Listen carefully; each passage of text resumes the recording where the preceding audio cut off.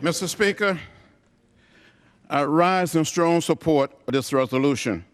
First, let me thank the gentleman from Massachusetts, the gentlewoman from California, Ms. Lee, and the gentleman from North Carolina, Mr. Jones, for their tireless leadership on this issue.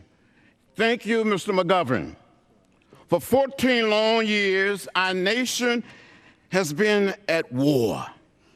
Our people are sick and tired of war. This resolution simply opened the doors to bring American soldiers home.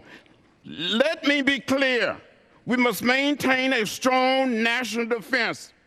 We have a responsibility to protect our borders, our diplomats, and Americans at home and abroad.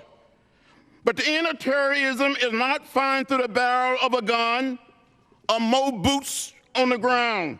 More weapons cannot stomp out the root cause of terrorism, and more bombs cannot eradicate the seeds of hate.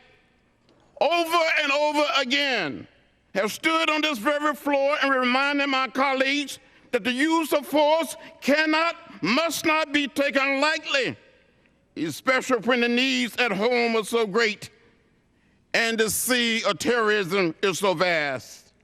President John F. Kennedy once said, "Those who make peaceful revolution impossible will make a violent revolution inevitable." Many years ago, I shared my concern with you that young people in the Middle East would never forget the violence that they have experienced in their youth. I feared then, and I said it then, that they would grow up hating our children, our grandchildren, and generation yet unborn. I fear those young people will have very little faith in the idea of democracy, in the value of inclusion, or the hope for lasting peace.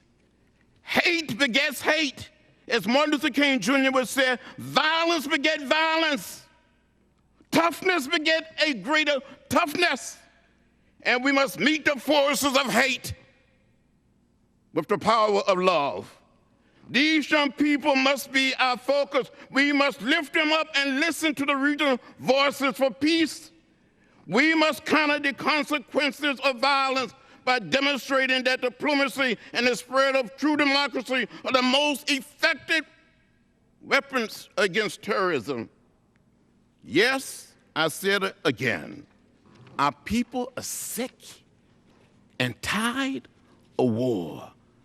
I hope that all of my colleagues will support this resolution and vote yes for a method to build a peace for long time and for years and generations to come. And with that, I yield back my time. The gentleman from Massachusetts reserves. The chair recognizes the gentleman from California.